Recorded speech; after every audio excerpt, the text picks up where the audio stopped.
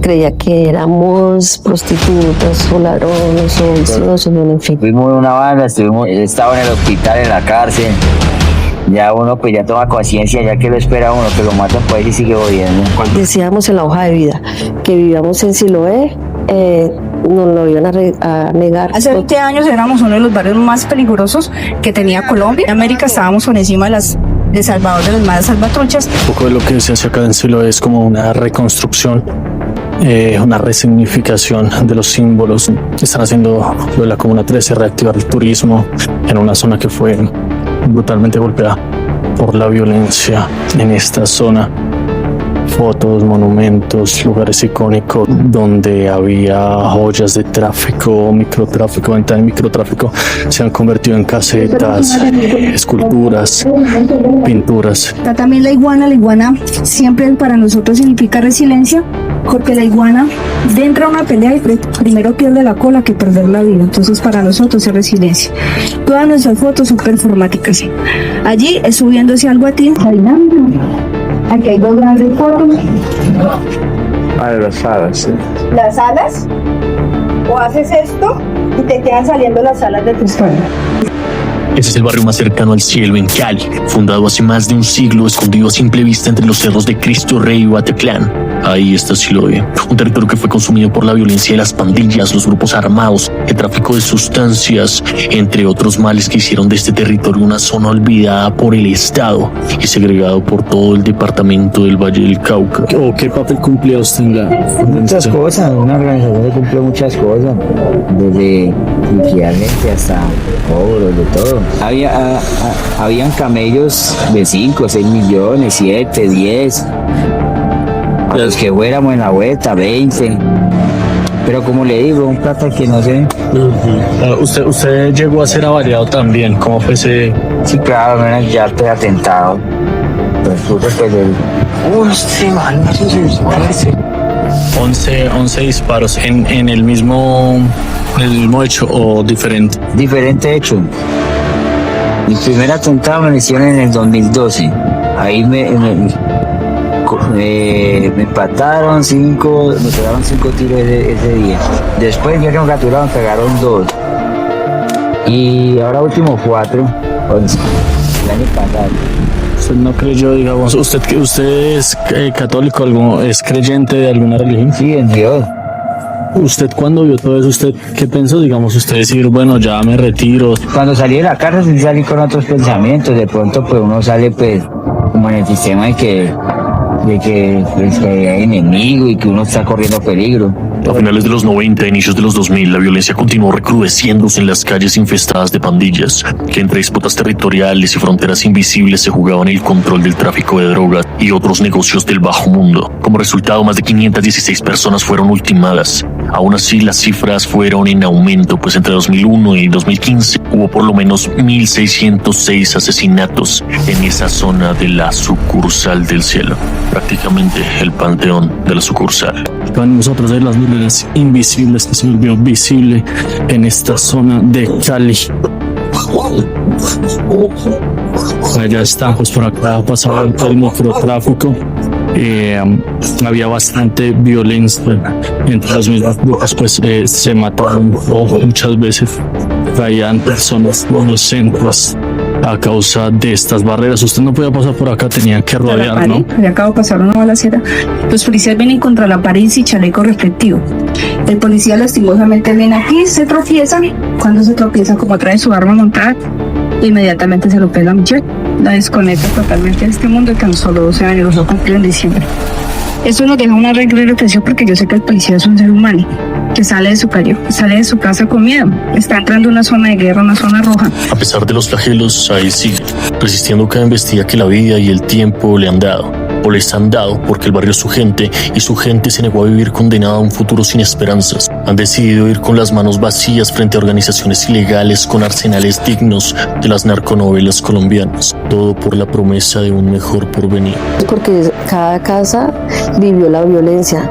En cada casa puedes tocar de casa en casa y tocar puerta y te van a decir si aquí murieron tantas personas, fuimos víctimas. Entonces pues no hubo necesidad, y en sus mismas casas pues le han dicho a los niños, mire lo que sucede con su tío, con su hermano, Logramos en el 2014 hacer un proceso de paz entre los muchachos, las 6 pandillas que se disputaban el territorio. Después logramos como que afianzarnos. Este parque era totalmente de microtráfico. En el 2014 lo hicimos chiquitico con la Cruz Roja Internacional, que llega a colaborarnos en el tema de mediaciones de conflictos, y resulta que nosotros tenemos 12 puertas como estas. Se llama Puerta de la Esperanza, donde nosotros las fronteras invisibles las volvimos visibles, donde nosotros ya nos cansamos de que los muchachos se pasaran a agredirse de aquí para allá, porque eso se lo disputaban 6 pandillas. Entonces vamos a darle ahorita el hueco. Entonces, digamos, parte alta bajaban los de aquí. Esto era una zona de confrontación muy fuerte. La comunidad se reúne y hace esta puerta. Hoy por hoy permanece abierta. Si tú estabas en el conflicto, no te dábamos llaves. Si tenías un hijo en el conflicto, no te dábamos llaves. Solamente tenía llaves quienes lo estaban en el conflicto, y el que no, por favor, alguien que le abriera. Personas que eran parte del conflicto están haciendo trabajos, y se hace trabajo social constantemente para evitar que los jóvenes que vienen creciendo vuelvan y continúen, porque seguiría pues lo mismo, un ciclo que no acabaría. Y primero tomar la decisión de cambio. Ya la violencia pues se fue erradicando, porque entre la misma comunidad habían inocentes. Pero esa población ha sabido sortear y sobreponerse al conflicto en diferentes lapsos de su historia, como lo hizo en la incursión de las fuerzas militares en los años 80, con Belisario Betancur como máximo regente de Colombia. Bajo su orden, hombres vestidos de camuflado con fusil en mano ingresaron a sus hogares en lo que fue llamada la Operación Navidad Limpia. Aquella fecha de sembrinas no vio llegar al niño Jesús ni a Papá Noel con sus regalos bajo el brazo. En cambio, trajo más de 3.500 soldados con municiones de alto calibre, dejando por lo menos 60 heridos y 26 cuerpos inertes. Esto según informes de la Comisión de la Verdad. Un 30 de noviembre de 1985, Pía entró a las lomas de Siloé con helicópteros, con tanques de guerra, para expulsar a 15 milicianos que habían quedado en el territorio, ya que el comandante Alfredo Parra había dado la orden para que no le fueran a pelear al ejército ni a la policía. Estos 15 milicianos no hicieron caso y respondieron y se enfrentaron. Cali sigue siendo un territorio sumamente desigual. Su desarrollo yace en el centro de la ciudad y por tanto su periferia, allí donde está Siloé o Agua Blanca, son zonas abandonadas por el Estado. Por eso, un ejemplo del problema del niño. ¿Dónde nació el niño? Nació aquí, en la quinta. Si usted hace un recorrido del niño completo de toda la quinta, miren al lado y lado que hay puro comercio y puras unidades tanto 4, 5 y 6. Por eso muchas estaciones nacieron muertas. ¿Dónde tenía que haber nacido el niño? Aquí, en la Simón Bolívar, que es la que atraviesa primero toda la ciudad, es donde más se mueve la gente. Entonces, por eso es parte de la ciudad transitable y la ciudad que no se ve. Hoy en día es un gran problema porque mover la gente se dificulta mucho. Una persona desde aquí, desde Puerta del Sol, para ir a trabajar al oeste de Cali, se puede mover hasta 2 horas. Desde aquí. Si tiene una moto, en 40 minutos está en el trabajo. Entonces, pues por eso es el crecimiento del transporte como las motos. La segunda frontera simbólica se llama Avenida de los Cerros, ¿sí? O Circunvalar. Un caleño puede nacer en el oeste de Cali, en el Peñón. Después de graduarse del colegio, estudiar licencia Javeriana, que queda aquí igualito, y nunca en su vida haber pasado de aquí para acá ni de aquí para acá. Esta es la Cali transitable. Sí, pero dicen que Cali se aleja el lomo. Digamos, si seguimos haciendo una gentrificada, lo que vamos a hacer es cada vez que a la ciudad, es lo que le pasó ya a Pans. Si ustedes van a Pans hoy en día, la gente que vive en la Comuna 22 odia pasar de la quinta. Entonces ellos tienen ya su mundo de armado. Tienen todo. Y un empresario de Pans no te va al oeste y no porque, pues, pucha, le estás viendo forma grande de traer. Porque la ciudad cada vez está gentrificando más y cada vez está separando más. Hay que unirla como una ciudad y sacar todo el potencial. En este sector de la Comuna 20, menos del 60% de la población cuenta con cobertura de agua potable, la cual presenta constantes interrupciones en el servicio. Lo mismo ocurre con el gas natural y el servicio eléctrico, que solo llega al 70% de sus habitantes. Para 2020 solo le faltaba ser víctima de una pandemia mundial, y como si el guión no estuviera ensañado con esta zona del Valle del Cauca, el COVID-19 consumió todo. Este barrio fue uno de los que más sufrió, concentrando cerca del 4% de los casos totales de Cali. pese a presentar menos del 2% de la población de la ciudad. Esto agravó la situación en materia de pobreza, abandono estatal, desempleo y criminalidad.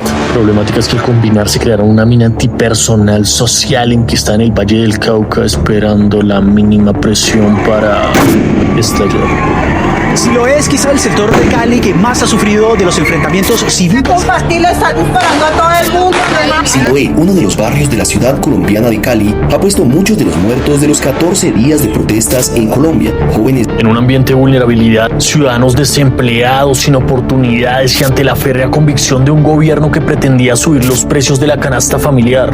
El hambre parecía asegurada en millones de hogares no solo del Valle del Cauca, sino de todo el país. Entonces las calles pasaron de ser un inhóspito desierto a un mar de gente cansada de las malas decisiones y los atropellos estatales. Casi parecía que quienes tomaban las decisiones padecían de sordera selectiva ante los ensordecedores llamados del pueblo. 15 meses de pandemia que socavaron las necesidades de toda una comunidad, una fuerte ola invernal que afectó las viviendas por ser zona de ladera y ahora la suma de una guerra urbana, 3 embates seguidos a los que se enfrenta Siloé poniendo vidas de por medio.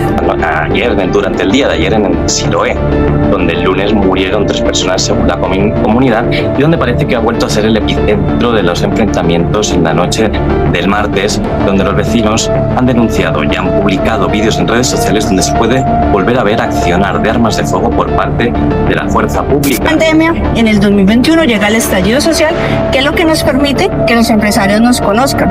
Este punto, a pesar de que se bloqueó, este punto nunca tuvo saqueo teniendo un galerías, un Auteco, un D1, tenemos muchas más bombas, nunca se saqueamos porque estábamos claros que era una pelea contra el Estado, no contra nuestra propia. Entonces digamos que eso nos dio un mal. Entonces, nos tocó sentarnos y si se representa Carvajal o María Rosario, las primeras conversaciones no fueron nada fáciles, los enfrentes tú a tú y unas conversaciones de altos calibres, donde te desesperaste y me desesperé, y fueron como 3 reuniones muy fuertes, donde les llegamos a decir que si nos tocaba comer nuestros propios muertos no los comíamos, pero que estábamos cansados porque los empresarios estaban preocupados porque estaban bloqueadas las vías, pero nosotros ya llevábamos bloqueados toda la vida, entonces era eso, no era nada. Entonces digamos que empezó como un empalme, pero las conversaciones no son fáciles, aún hay conversaciones que no son fáciles.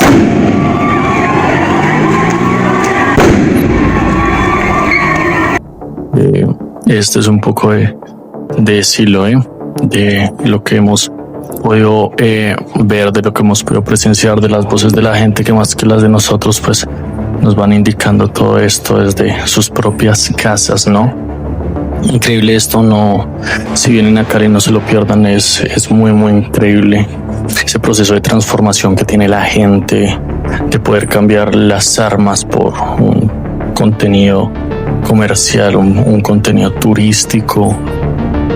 Como decía la señora, en todas las casas golpeó la violencia y arrasó con cientos de hogares o miles en tantos y tantos años de historia que tiene Siloé. Increíble el barrio visto desde allí, desde el barrio, desde las zonas donde ocurrió la historia, ¿no? Increíble todo este proceso de transformación, de diálogo con las diferentes organizaciones y grupos armados, de pandillas. Lo hizo la propia comunidad en un proceso de hastío por esta problemática que tantas y tantas vidas se llevó, que tantas vidas arruinó, que tantos hogares destruyó y que no quieren que siga siendo igual. Esto fue lo que hizo que se pacificara el territorio. Si les gustó el contenido, suscríbase. Yo soy Nico González y esto es The Chronics.